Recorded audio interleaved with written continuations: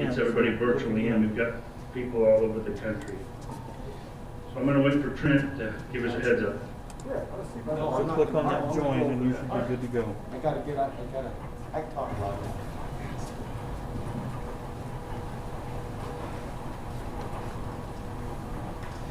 All right, everybody. Good evening. Welcome to our board meeting. This is an exciting day in more ways than one, but this is going to kind of be a first on the major virtual board meeting. So hopefully everybody can hear us. Everybody's able to connect and get in, and we welcome everybody in our boardroom as well as virtual. We'd like to get our meeting started by a pledge of allegiance by our business administrator, Robert Peterson, please. I pledge allegiance to the flag of the United States of America and to the republic for which it stands, one nation under God, indivisible, with liberty and justice for all.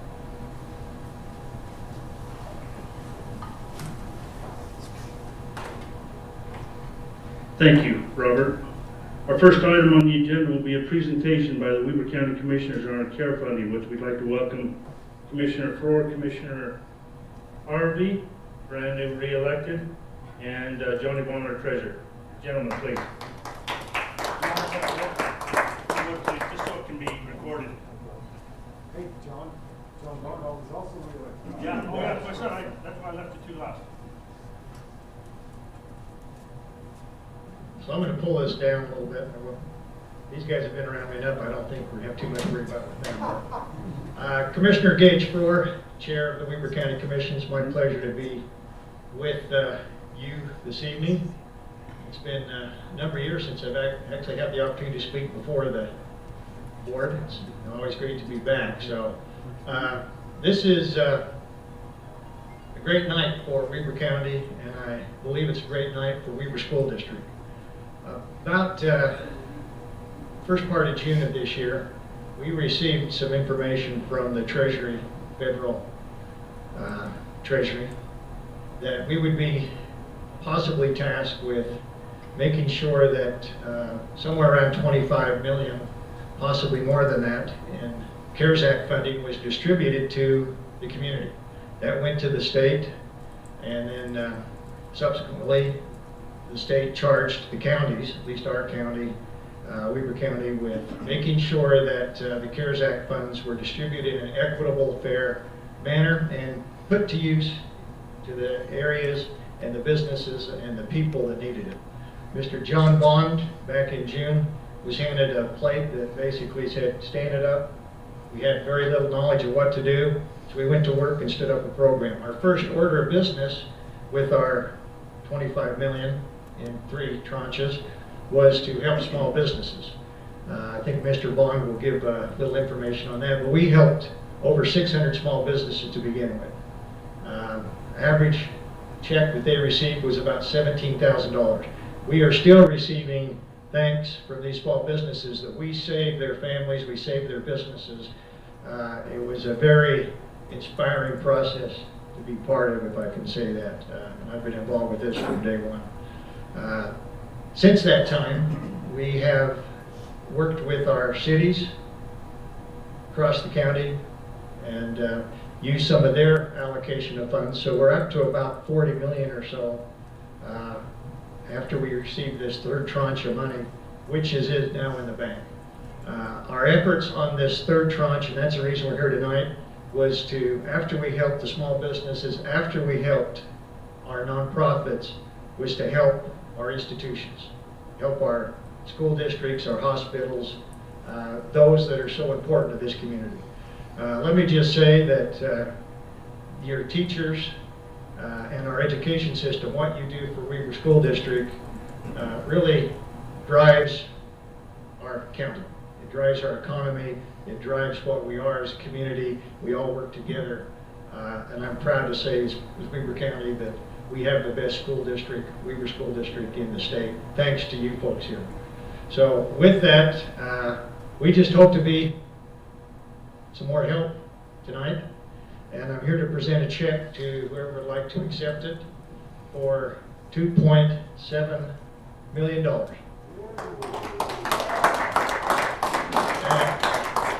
I know that the work that your teachers are going through, that your students are going through in these difficult times that we've seen, this money will be put to good use, and that we can look for a bright future than we have now because of these funds. I trust that the school district will use these funds. We met with the superintendent. I've got full faith and confidence in Weaver School District that these funds will be put to a use that's going to help the students, help the teachers, help this county, help the community. Thank you very much. I'm going to make Commissioner Harvey present this check, and then I'll have Commissioner Harvey say a couple words too. John? I'll put my mask back on here. We don't get caught. Yeah, we don't want that. No. Don't want to get caught in the press. Great, okay.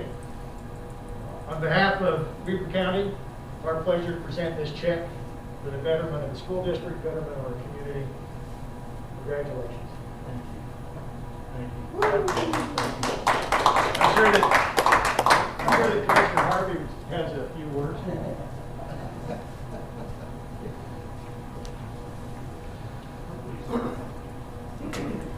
Board, well, and it takes a good speech to beat no speech at all, and I hope this is one that you have the same impact that I had.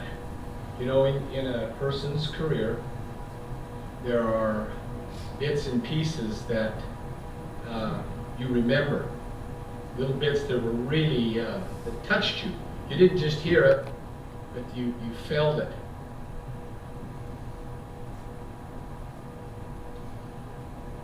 I'm here to affirm to you as a board that your superintendent genuinely cares about his team. I know that. I've felt it. I've seen it. And I just have the utmost respect for my mentor for my whole life growing up, Jeff Stevens. I love this kid. Man. Affectionately known as Red. And I appreciate he came in with a request that we just couldn't say no to, and because we felt it and we knew it, and for the nurses and the teachers and the district, all those who are involved in the district, how this will help. It's just a privilege to be associated with it. And John, I'm going to turn the time over to you now. You know, on June 2nd, when we got word about this, it almost felt like this explosion, this catalyst that we could potentially grab a hold of and share. And I appreciate very much the confidence and the support of the commissioners. What a wonderful group of people who guide and led this process. We got a great team back in our office that has just gone to town and helped so many people. It almost felt like we had a candle and we wanted to share it. We shared it with someone else, and we shared it with somebody else, and shared it with somebody else, and it just began to glow. And that glow was hope and goodness. And we live in a very grateful community, and I am privileged to be part of it. So thank you very much. Thank you very much, Commissioner. Before you leave, I'd like to just give Dr. Stevens just a minute if you would. Thank you. Commissioners, this is an extraordinary moment. You said, Commissioner Frower, that as you distributed some of those funds to small businesses, and you had feedback that saved the business, saved the family, the impact that this money has in Weaver School District is no less dramatic than that. I shared with the commissioners the extreme stress that our system was under, our teachers, our nurses, and many others. And these resources allow relief to come to our district. We've already made some reorganizational changes that were initiated this week, all a result of our being able to work together. And I want to just maybe underscore something that both Commissioner Frower and Harvey and our treasurer reiterated. You know, we're in a time as a country that there is, you know, great divisiveness and people are under pressure. I hope this is a demonstration of what things can be like when you come together, when you work together.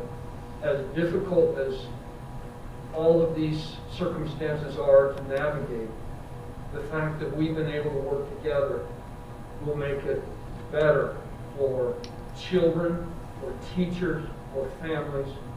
I applaud your leadership, and on a personal level, if I can express my gratitude for hearing our plea for help and support. Thank you. You've made a difference in this district. Thank you. Thank you.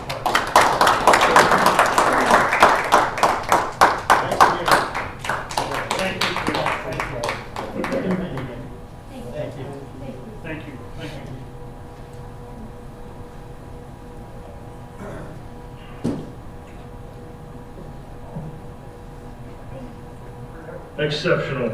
I mean, that is monumental right there. What an honor and privilege. Superintendent, thank you for your good work in presenting a presentation to the commissioners that they believe in. And we know we've got the best superintendent that's got the best interest in our district, do we not? Oh, that's nice. Robert, I'll see you. Board, the next item on our agenda would be the consent calendar, and I would entertain a motion to accept. So moved by Doug, second by Paul. Any discussion? All in favor? Aye. Aye. Motion carries. Thank you very much. How are we doing, Trent? Good. We're all right? Yes. Great. Our next item on the agenda is recognition. It's going to be the I Love Teaching Award. Mr. Dave Hells, please. Okay, let me get this presentation up. President Ritchie, thank you. If you'll give me a thumbs up in just a second, tell me if we've got it showing okay.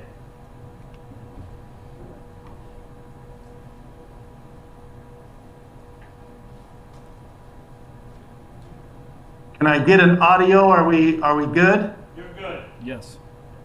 Okay, you hear me okay? Yes. Yes.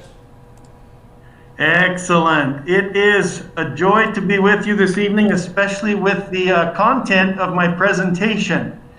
I'll begin with a scenario.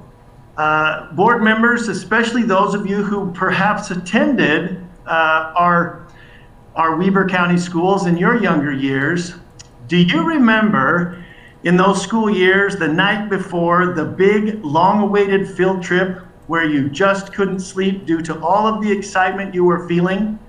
You had your boots, your coat, your gloves all set out by the front door, just waiting to be utilized as you raced off the next morning to your big adventure. This trip was to be no ordinary event.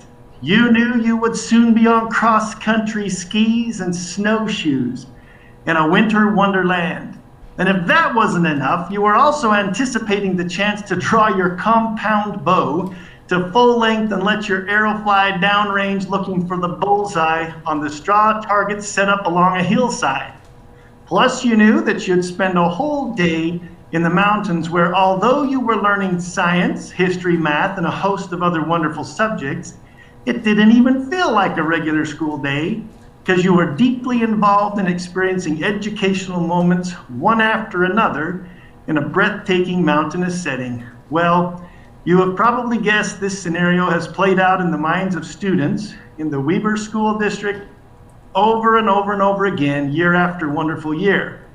I suspect you've also gathered that the place and field trip are the North Fork Environmental Center of the Weber School District.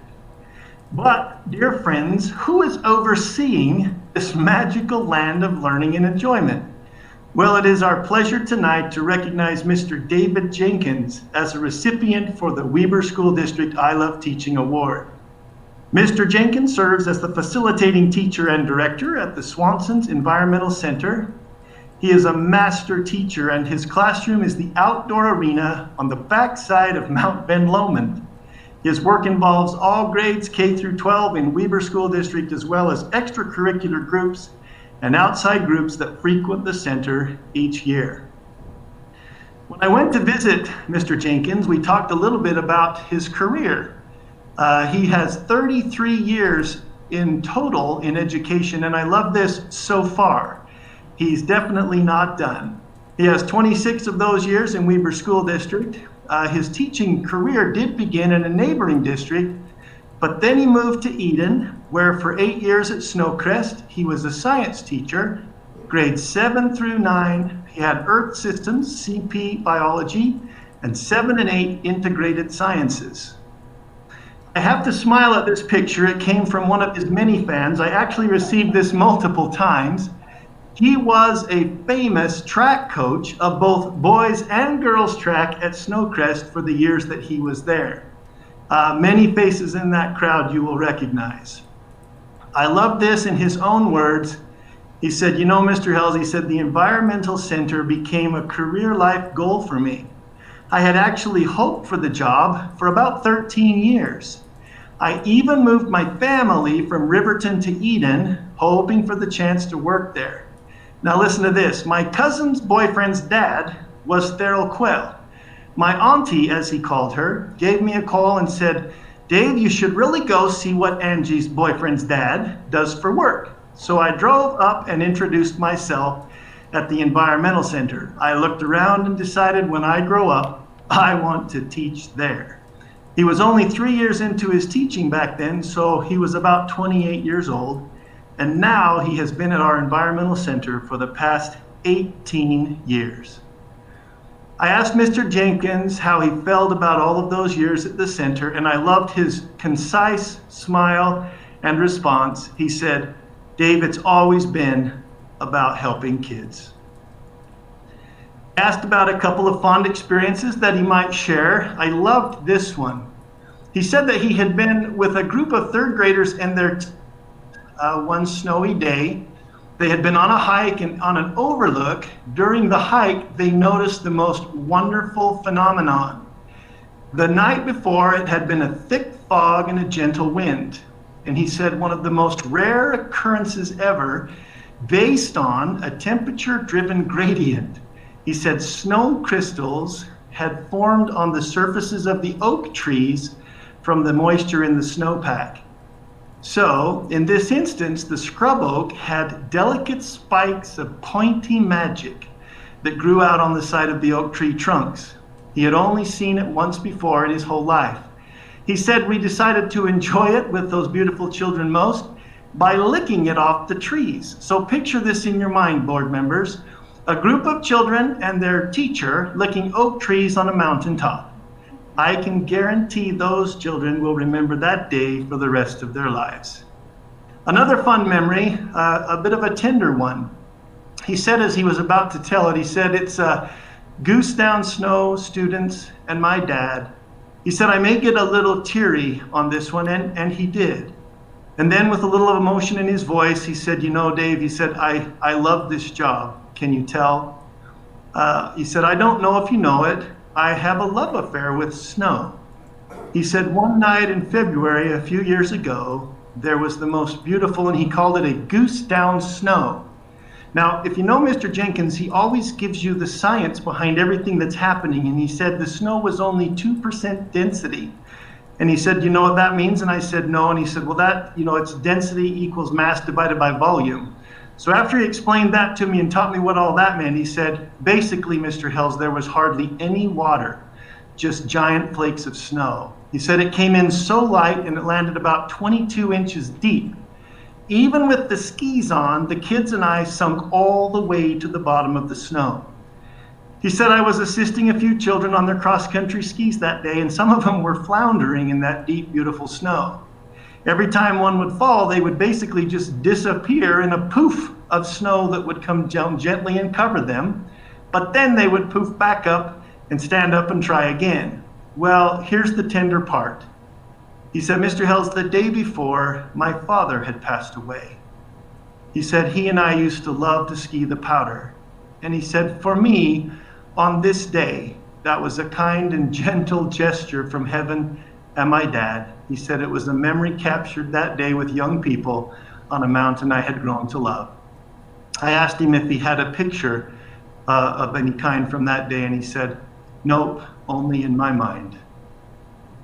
Well, when the COVID pandemic struck Utah, the ability for schools to come to the center was impacted due to varying regulations on travel and buses.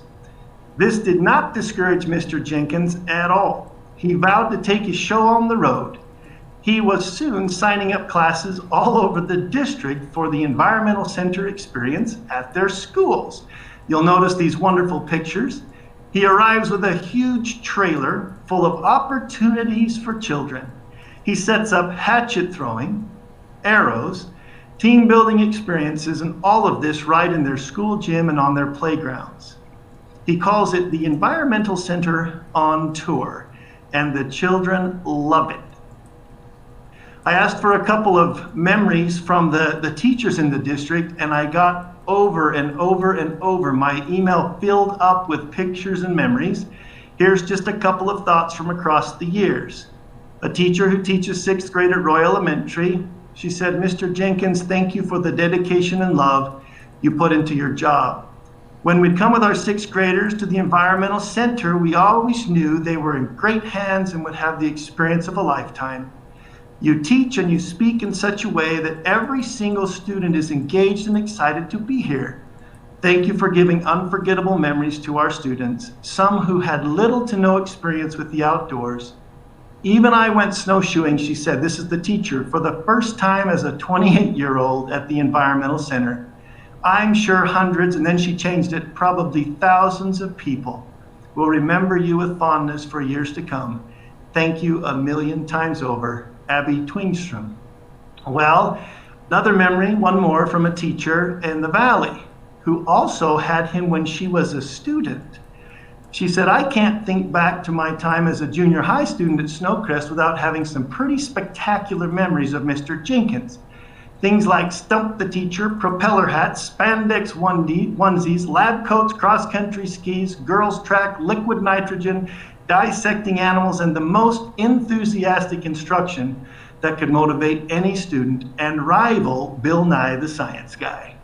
She said, "I learned great lessons like to be sweet, to be on time, and to be prepared. He helped me recognize why we should all be grateful for diffusion, the intricacies of the Caneberry Growers Association." I'll have to ask about that one. "And he gave me many super useful tools that I still pass on to my kids, like how to remember the parts of the metric system by name.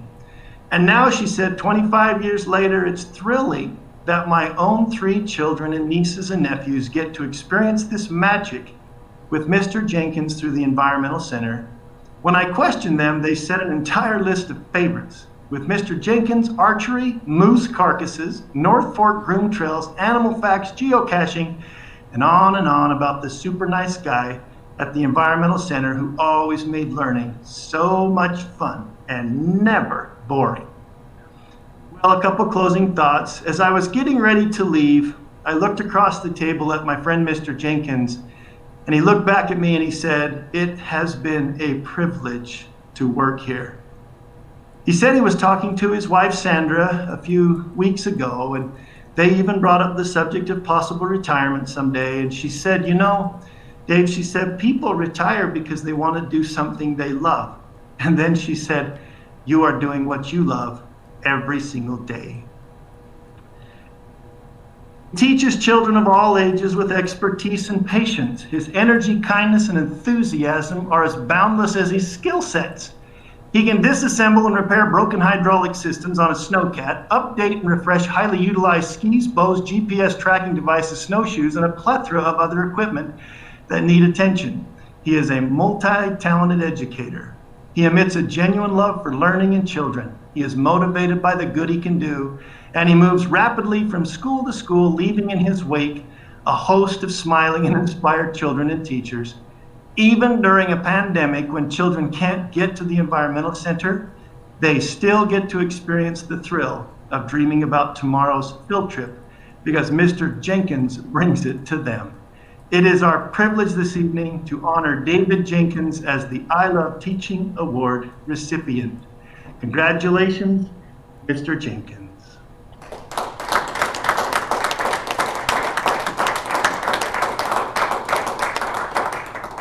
I wanted to invite Dave to see if he wanted to just say a thought or two. Let's see if I can get it so he can. Where are we at? Did I close it? You're good.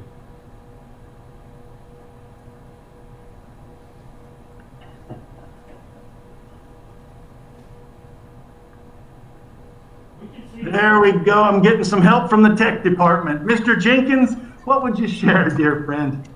Well, as you mentioned already, I think it's just a privilege to spend time up there at the Environmental Center. Insightful, almost inspired is how I would describe the early folks who put that together way back in 1976. My hat, as you can see, is off to them. As a high school senior in 1980 and 81, I learned of a program at Orem High School called Unified Studies. And it inspired me, and I wanted to do something like that, not knowing how I would pull it off or where it would take place. But 3 years into my teaching, I found out what I was meant to do. In my job interview, finally, for the Environmental Center, I told the interviewing committee, I have a vision for this place, and I did. And hopefully the people who have come between then and now have been able to participate in that vision. However, none of it would really be possible without my dear wife, Sandra. She is just what makes me work. And so it is a pleasure to have served the kids in the district. I appreciate the honor of being recognized as one of hundreds and hundreds of dedicated teachers. It is nice to be part of a winning team. Thanks. Congratulations, Mr. Jenkins.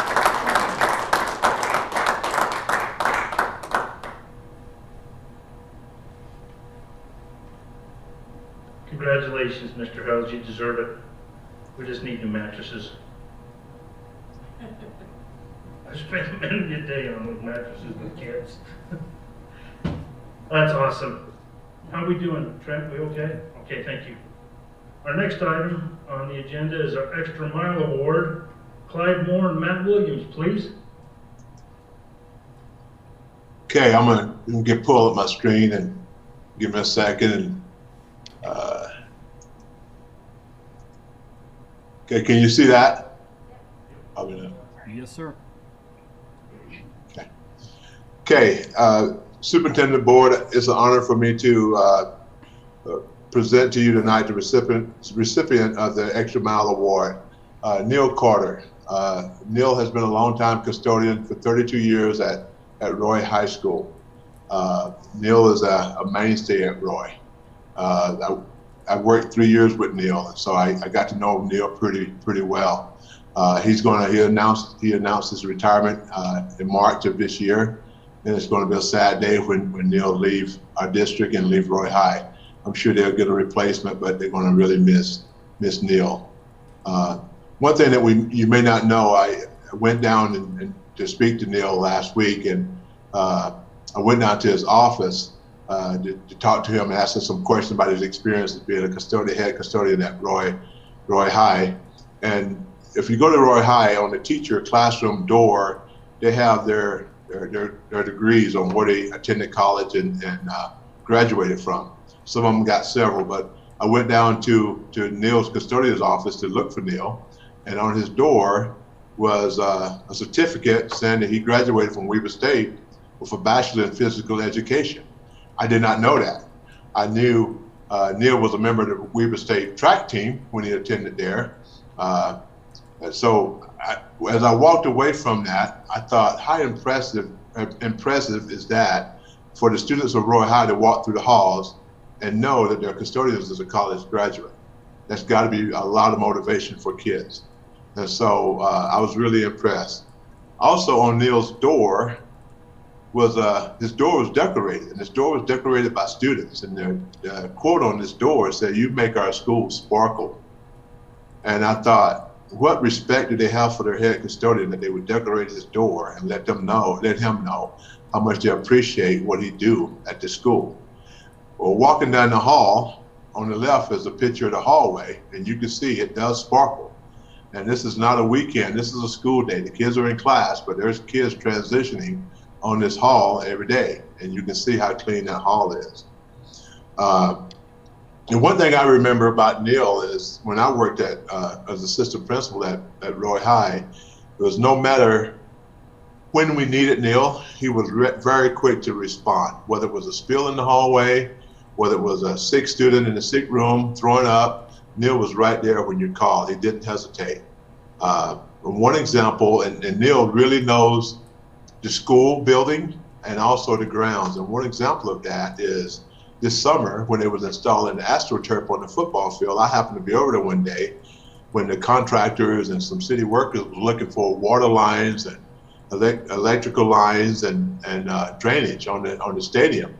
And they was kind of guessing and predicting where the lines and drainage was on the field. And Neil was out working on the grounds, and I think Matt Williams called Neil over, and Matt commented before Neil got there, he'll know exactly where they're located. And sure enough, Neil came up and he pointed out exactly where the drainage, the power boxes, and also the electrical boxes was at on the field, and where the water came into the field. And so Neil got a lot of knowledge in his head. He doesn't need blueprints and things like that. He knows the building, he knows the school, because he's taking a lot of pride in that. The day I went over to interview Neil, I went to his office, like I said, and I didn't find him because he's never in his office. I knew that walking down, but I knew that would probably be a good starting point. So walking back down the hall, I bumped into his assistant custodian during the day. And I asked him, I says, where do you think Neil might be? Where could I find Neil? I want to speak with him. And his assistant custodian response to me is, your guess is as good as mine, but I would guess he's outside working on a project. Well, I walked down the hall and walking through the building looking for Neil, and I did not find Neil in the building, and Neil was outside. So I walked down to the football stadium, and this is a picture of Neil setting up for a football game for Friday. This was a Thursday. And I asked Neil, I said, what are you doing? He said, well, I got to get this field ready for a game tomorrow. And in the back of my mind, I'm thinking, okay, the day is Thursday, but he said, I got some personal things I got to do. I got to take some time off tomorrow. I want to make sure the field is ready to go tomorrow. And that's just Neil. That's Neil in a nutshell. He's want to make sure that his first priority is the job, and then he's going to make sure everything else falls in line after that. So that was Neil the whole time I worked with Neil, and I don't think he could know any other way to do his job but make sure that his first priority is Roy High and making sure that that place is looking good, whether it's inside or out. Neil takes pride in the school. There's evidence when you enter the building. I never walked down the hall at Roy High and saw trash during the time, or even just walking through these, when I go to business schools now. I walk through and Neil is always out doing something, and the halls are spotless. Right after lunch, I was always impressed. Right after lunch, the kids probably hadn't made it to class, and he's dumping trash, he's picking up trash, him and his assistant are wiping tables and doing all the things that they need to do for the next lunch. Neil never sits when he's at work, so he's always on the go. Even though Roy High is one of the oldest high schools in our district, you would never know it by the way it looked, because it's always spotless when you go in that building or you walk the grounds. I spoke with Neil a little bit while I was down at the football stadium talking to Neil this day, and I asked Neil, I says, Neil, what is some of your greatest experiences that you have had during your time, your 32 years here at Roy High? And Neil started to look out in the yonder and across the football stadium, and he kind of lit up, kind of like a little boy would, because I think his brain started to go back to some early time in his career. And what he said to me was really shocking. He said, probably one of the things I enjoyed the most was when I first started here at Roy High, I was an auditorium manager. And I go, auditorium manager? He said, yeah. He says, I would run the auditorium, the lights and stuff, and sounds and stuff when group was rent the auditorium on weekends and during the week and stuff. He said, and I love that. And he said, I enjoyed that more than anything that I've done here. And that really surprised me because, like I mentioned earlier, Neil is a track guy. And I'm thinking, okay, he's going to say getting ready for a track meet or something like that. But he went on to reminisce about his time as an auditorium manager at Roy High. But right at the end, he kind of came back to earth, and he said, I also enjoy setting up track meets. And okay, all right, now you've been honest with me. So, but he had some really good reflections. He talked about some of the groups that has gone through and performed in the Roy High Auditorium, church groups and just all kinds of groups, and whether it's school or groups outside of the school that rent the auditorium to perform, and he has some good experience doing that. All this kind of helped me understand why maybe Neil is retiring in March. And I asked him that. I said, Neil, why March? Why not May or June? And he said, I chose March. He said, I thought about retiring maybe last year. He said, but we have some big projects going on right now. Recently, they put a new roof on Roy High School. They're doing a complete renovation of the auditorium, which I know is dear to Neil's heart. And I got a couple of pictures here that I'd like to share with you on that. This is the auditorium right here, and the day I walked through and took this picture, it was nothing. These are seats that are waiting to be installed. So in the auditorium this day was just boxes of seats that was, waiting to be installed. And so that was one of Neil's projects that he wanted to see completed. The next one they did, like I mentioned earlier, the turf on the football stadium. And most of you know that the football stadium at Roy High is pretty special. They went from natural grass to turf this summer, and Neil played a big part in that. I know I went over and talked to Neil last year when we were discussing putting turf on the field, because I knew how Neil worked to keep the grass in good shape and work with other people to keep that football stadium in first class. So I knew to make for this to happen, I had to go through Neil's heart and some other people's hearts at Roy High. And Neil was a big factor in saying, I think this could be good for our school and for our community. And so he wanted to make sure that happened. When I was looking for a definition of a school's custodian, I found this definition here. It said, the quiet hero of a school. They're always the first to arrive each day and clean up messes that no one dared to touch, and befriends everyone that passes by. And at the bottom it says, a true school hero. And I agree with that. And Neil is a true school hero, especially at Roy High. He's taken a lot of pride in that school, done a lot of great things in that school, supported a lot of teachers. And Neil reminisced on that, on the number of teachers that he's seen go through the school. A lot of them still there.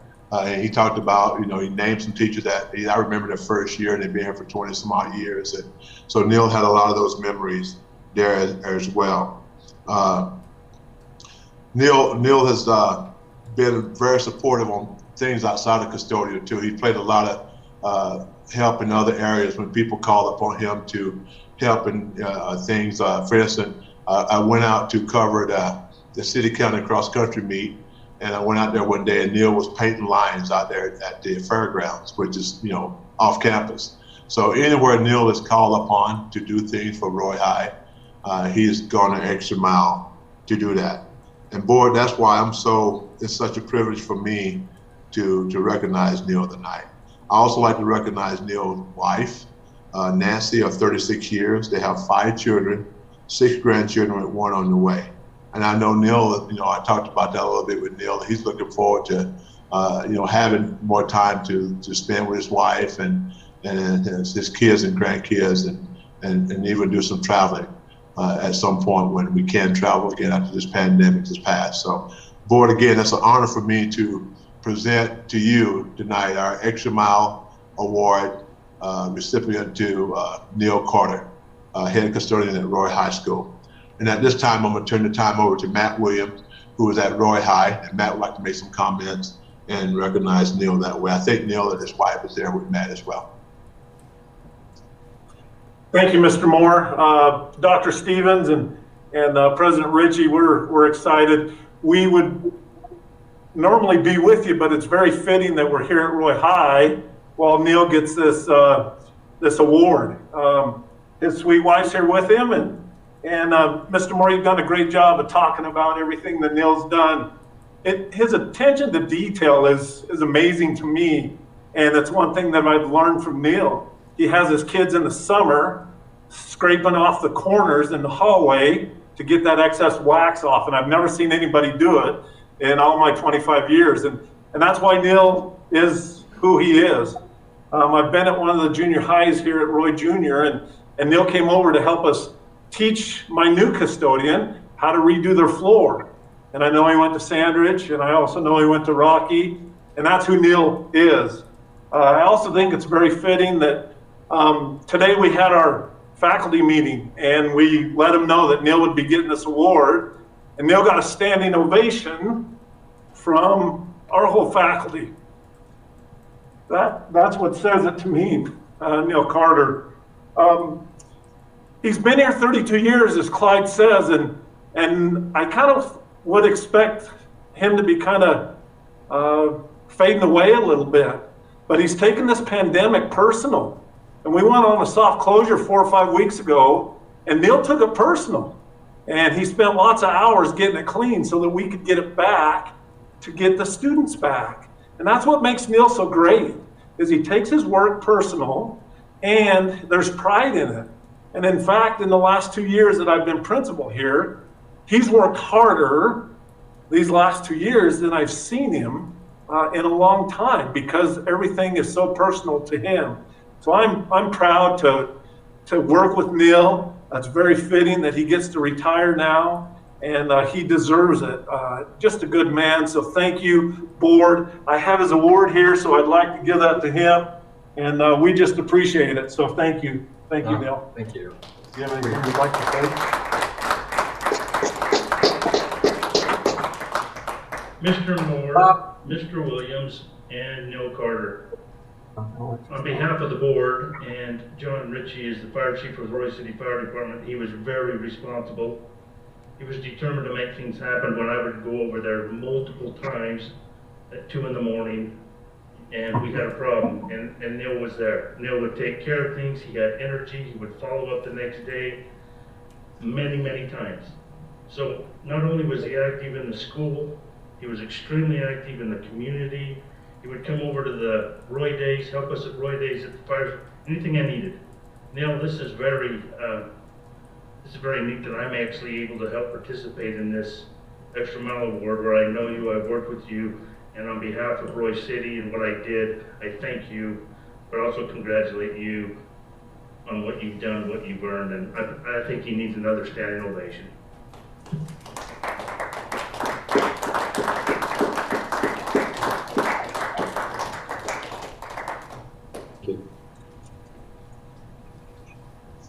President Ritchie, if I can say something. Please. I started as an intern at Roy High School 26 years ago, and Neil obviously was head custodian. And it was obvious what an extraordinary custodian and the pride that he takes in that school.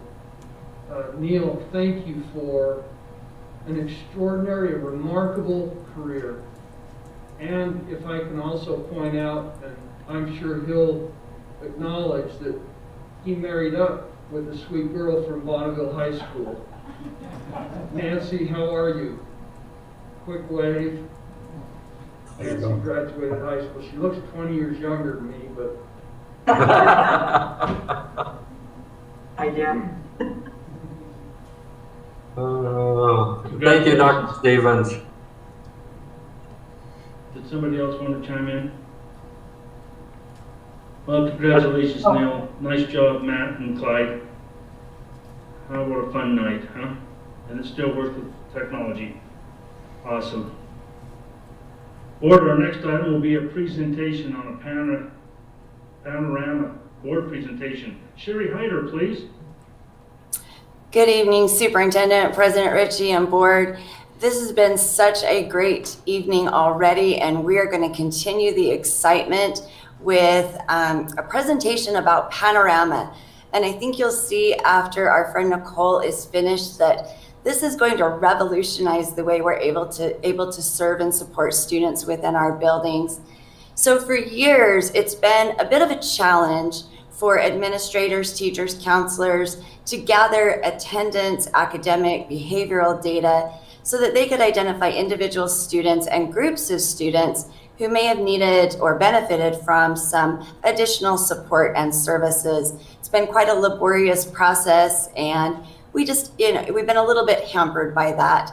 We do have some really robust platforms within our district with My Student and the Discipline Tracker, but even so, the data is not all in one place to make it actionable and real time.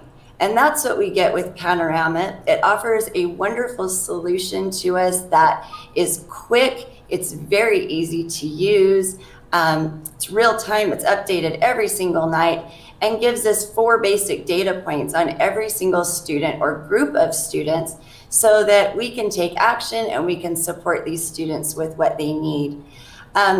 We have also been super lucky to add on the social emotional component so we can serve our students in more ways than just academic, behavioral, and attendance. We can also serve them in ways that support that other side of education and make sure that they are healthy and whole children as they move through our school system. It took several departments to get this whole project up and running. Across the district office, pretty much every department has jumped in to provide this amazing platform. The individual schools have also collaborated and added in some of their own funding because we have been so excited by what this platform offers and what it will do to support kids. So we were happy to have that. Secondary schools right now are actually in the process of kind of mulling through this data and teaching themselves and learning the platform, getting comfortable with it.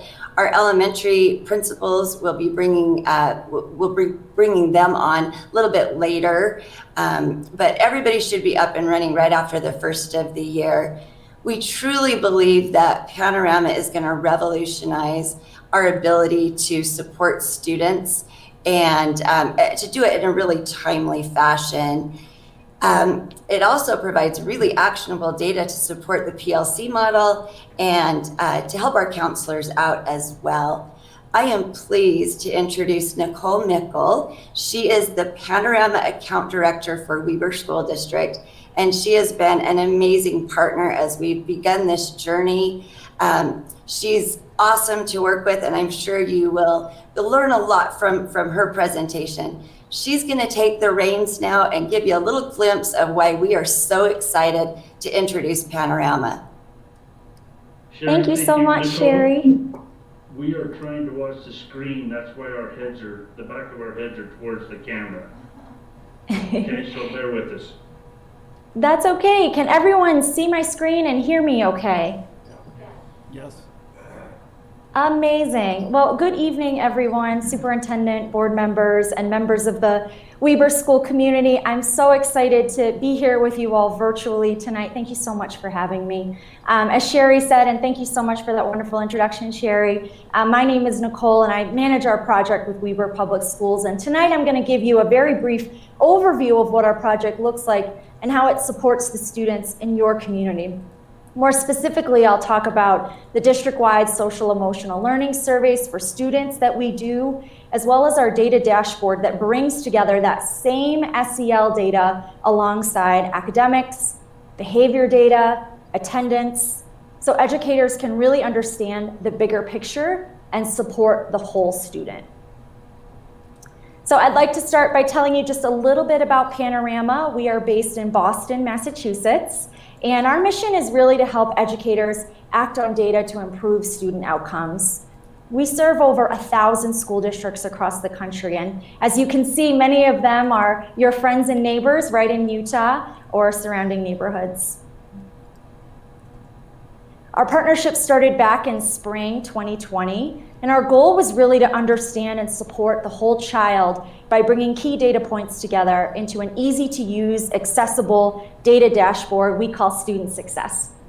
This fall, we administered our first social emotional learning survey to students in grades 3 through 12, and that survey assessed students' self-perceptions of key SEL competencies things like the ability to regulate emotions, the ability to self-manage, the ability to practice grit.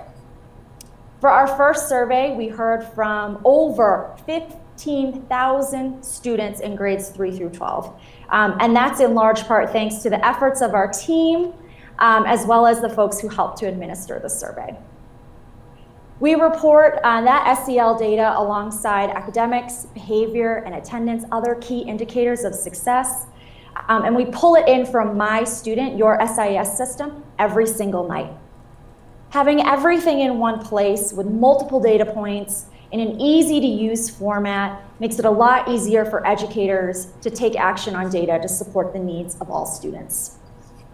The Panorama platform also allows educators to quickly generate lists of students that need extra support or disaggregate data by key student demographics to understand how different groups of students are experiencing school. So here is a list of all of the data sources that we pull into student success. In addition to some of the data points that we've already talked about, we also pull in key assessments such as ACT and Utah RISE, and this list continues to grow. Educators also have the ability to pull from a custom list of intervention strategies established by the team when they're creating supports and interventions for individual students or groups of students in the platform. So with that as some overview, I'd love to now show you a few sample reports from the Panorama platform so you can get some visibility into how it works. One thing that I'll mention before I do that is that all data that we're going to look at tonight is anonymous and or from our demo platform. We'll not be looking at real data tonight. So this is a student SEL report. And so you can see here the SEL competencies we measured. You can see the student's self-perception. As we administer this survey more and more, you'll see a line graph and you'll start to be able to observe longitudinal trends over time. This data is useful for educators in quickly understanding where a student feels strong and what areas of SEL they might need extra support with. Educators can discuss these results with families, they can print and download them, and for older students, they can even use them to goal set. This is a sample school view from the Student Success Platform. Again, this is a fake school that we're looking at here, but here we can see how we bring together attendance, behavior, coursework, and SEL, those 4 indicator bars that you see on the screen, all together in one view. So for this particular scenario, a very common analysis that an educator might run with this report is generating a list of students who are failing at least one class and are reporting low to no SEL strengths, 2 components that we know as educators are critical to a student's success.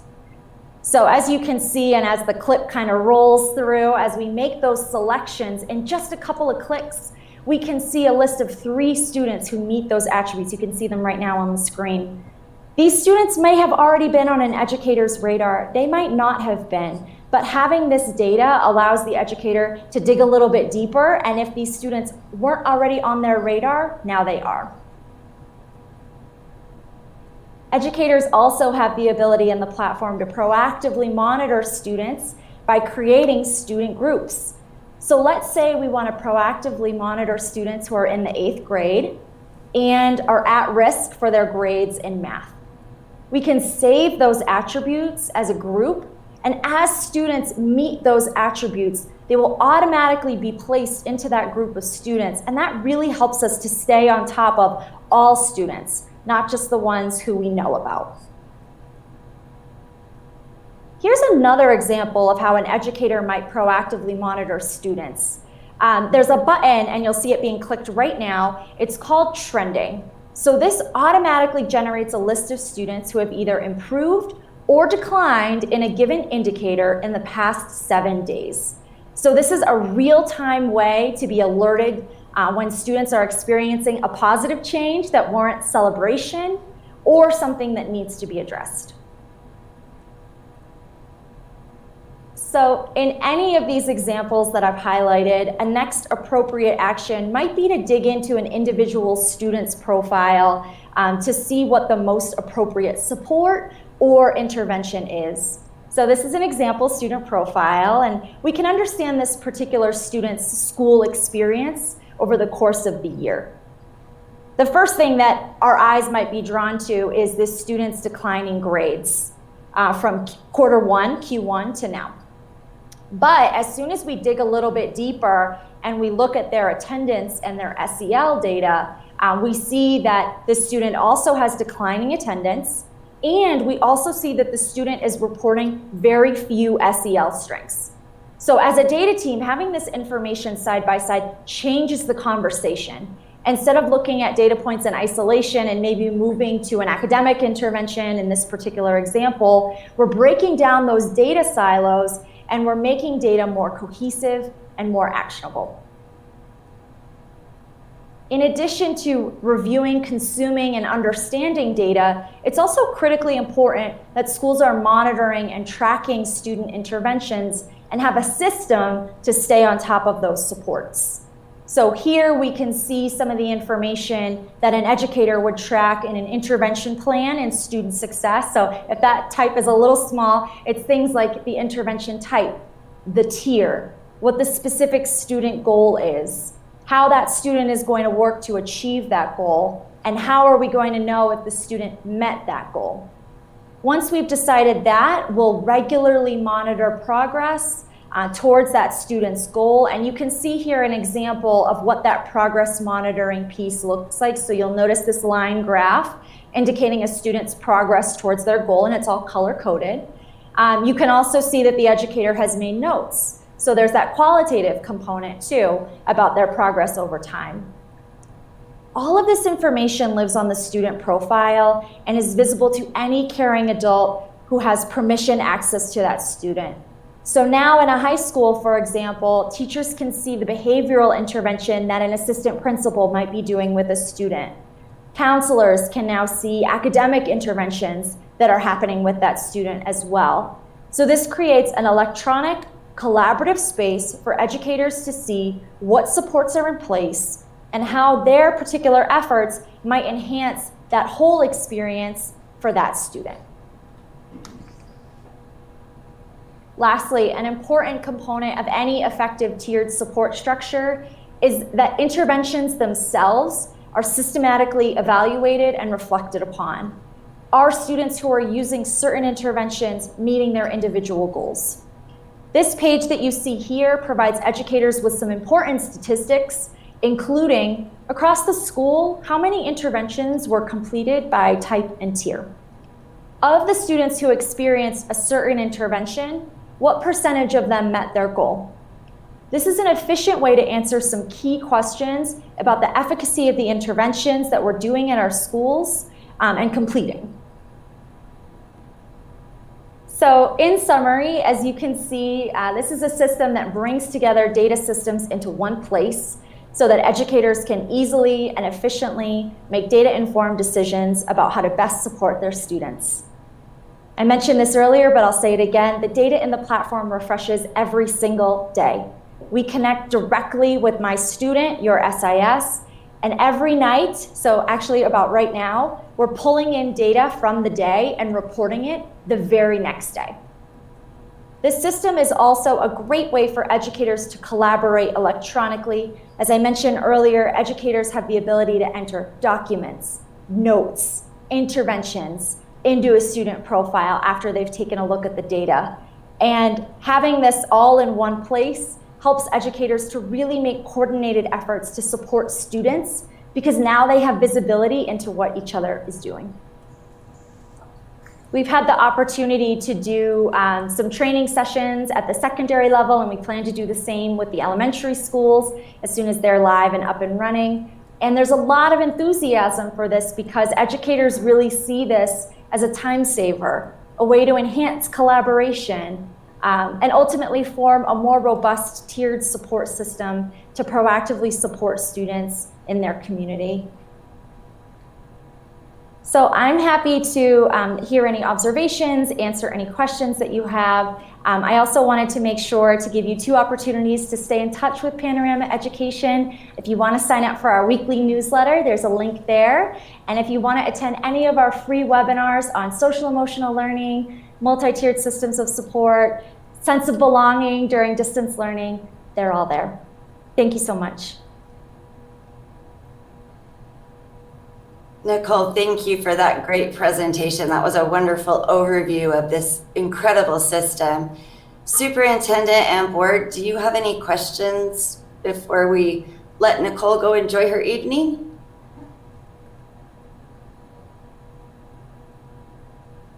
I don't see any, Sherry.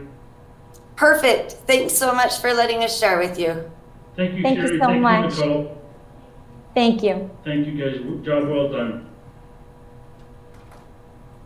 Board, the next item on our agenda is the discussion and action item of the approval of LEA license and endorsement list for the November 2020.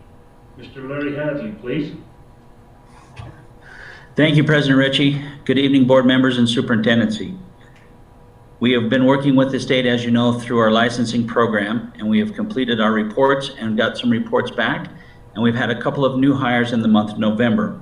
So following the creation of Board Policy 7135, the following in your books is a recently hired or current employee at Weber School District that is falling under the new LEA specific licensing procedures.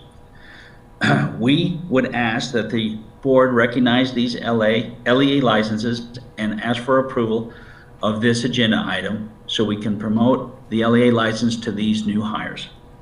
The Human Resource Office will track the coursework and the teachers on the LEA license or the LEA endorsement, and we will issue the proper LEA specific certificates. Thank you, Mr. Hadley. Board, I'd entertain a motion. You've heard the discussion and the presentation to approve the LEA list for November 2020. So moved. So moved by Jan. Second by Paul. Any discussion? Board members that are virtual, any discussion? Seeing none, all in favor? Motion. Aye. Thank you. Motion carries. Thank you. Thank you, Larry. Thank you, President Ritchie. The next item, board, would be the approval of the 2021-2022 school calendar on a first reading. Mr. Clyde Moore, please. Thank you, President Ritchie, School Board, Superintendent. The Calendar Committee met recently to consider several possible calendars for the school year 2021-2022. District administrations, parents, PTSA, WEA, classified employees, and teachers were invited to give input at this meeting. The final calendar choices were sent to the schools and employees groups to allow input on the local level. Board, based on this input, the committee would like to recommend to the board the attached 2021-2022 calendar for consideration and approval for a first reading. Board, you've heard the presentation. You've actually got a copy of that 21-22 school year. I entertain a motion to accept on a first reading. So moved. So moved by Bruce, second by Paul. Any discussion? Seeing none, all in favor? Aye. Thank you, board. That carries. That motion carries. Clyde, see you next month. All right, thank you, board. Our next item on the agenda is the independent auditor's report. Dr. Robert Peterson, please. Oh, there we go. I'm pleased to present to you the audit. We have Matt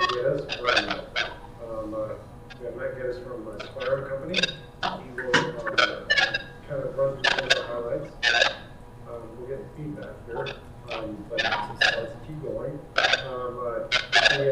We presented on Monday to the audit committee,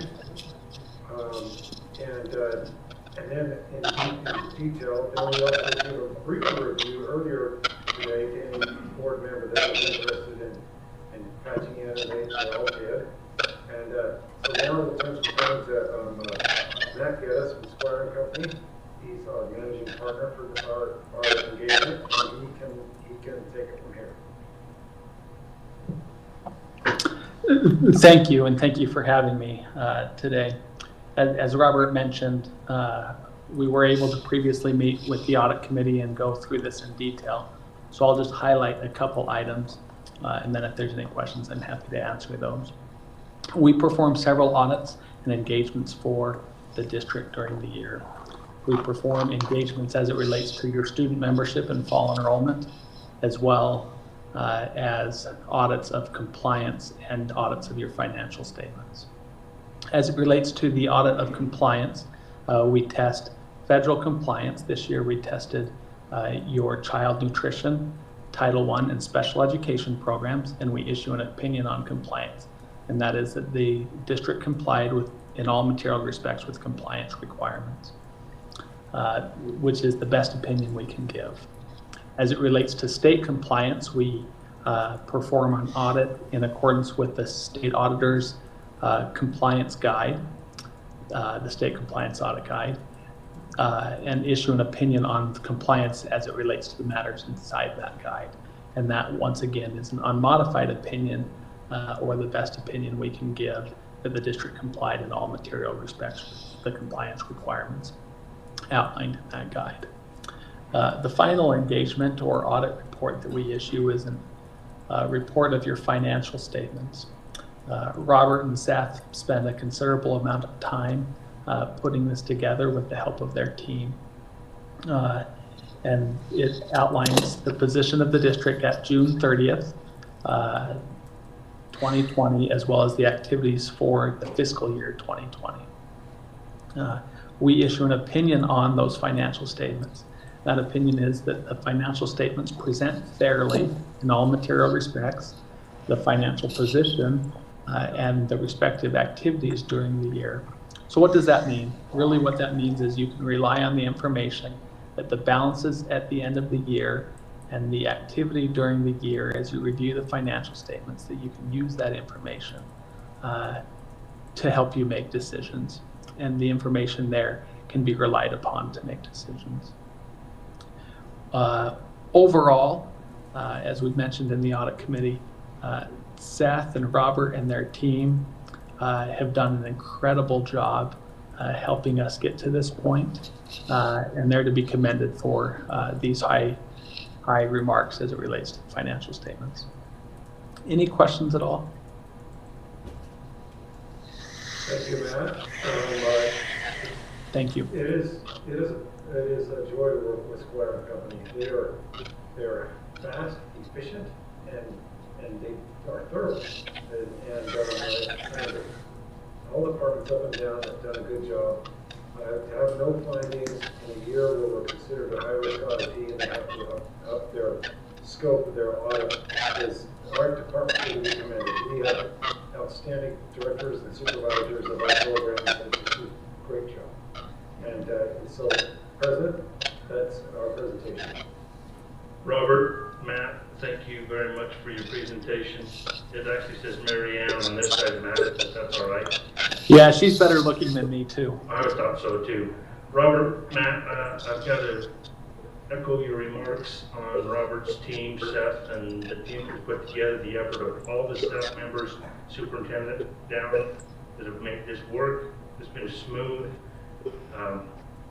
I can echo the board. I'm thinking and being very proud to say that the audit report is something that we stand to have in high esteem, and we've met that again in years past. And so thank you to everybody and the relationship, Robert, that you built and maintained with Matt and Squire. So thank you very much for that presentation, and the board members making an effort to make sure that they've seen that and understand it. One Yes. thing I want to say is that the financial statements are due to the state auditor by November 30th, and we're well ahead of the game. And we just completed a draft final version, and we will have bound copies in a few days for all members of the board and for our health and for other records of the superintendent and myself. And so just so that you know that I know you're excited to receive those financial reports and read them. Doug specifically said, when do I get mine? When do I get mine? So he's excited. I know you guys share his excitement. Robert, I echo your remarks with Doug. I'm just glad that he's on our board and reads those numbers and watches them, and he's definitely an asset to us. Must be appreciated. So they can razz you all they want, Doug. Thank you, Robert. Thank you for the light reading. Board, the next item on our agenda is the approval of amended policy 5205, tobacco nicotine on a first reading. Ms. Heidi Alder, please. Do you want to take an action to? Do we need to? We don't need to. We don't. Okay. I thought it was. It's been a formality in the past, but we really don't need to. So we're fine. Okay, I just assume move. That's all right. Thank you. Heidi, are you ready? Okay. Thank you. Can you hear me okay? Yes. Okay. Policy 5205 is the district's tobacco and nicotine policy. It was last amended in 2013, and since that time there have been some legislative changes requiring further amendments, namely, schools may no longer refer tobacco or nicotine use on school grounds to law enforcement for citations, and that was one of the options that administrators had under school policy 5205, that if students were using tobacco and nicotine on school grounds, and they would refer to law enforcement for criminal citations. And the law has changed, making it so that we cannot refer anything less than a Class B misdemeanor to law enforcement if the incident occurs on school grounds, and that would include tobacco and nicotine use. And secondly, the State Board of Education adopted a board rule requiring schools to adopt a procedure for confiscating and disposing of electronic cigarettes. So we amended our policy to include that provision, and as well as to include other options for handling tobacco and nicotine use on school grounds other than referring students to law enforcement. Also, our general student conduct policy, policy 5200, was recently amended to include a broader overview of student policy, and we created an accompanying administrator student discipline handbook. And as that had been updated, we needed to update 5205 to align with the new handbook and policy 5200. And then in addition, the policy includes some non-substantive changes just to formatting. With that, we would ask the board to accept and approve policy 5205 amendments on first reading. Thank you, Heidi. Board, you've heard the presentation on the amendment. 5205, I'd entertain a motion to accept on a first reading. So moved.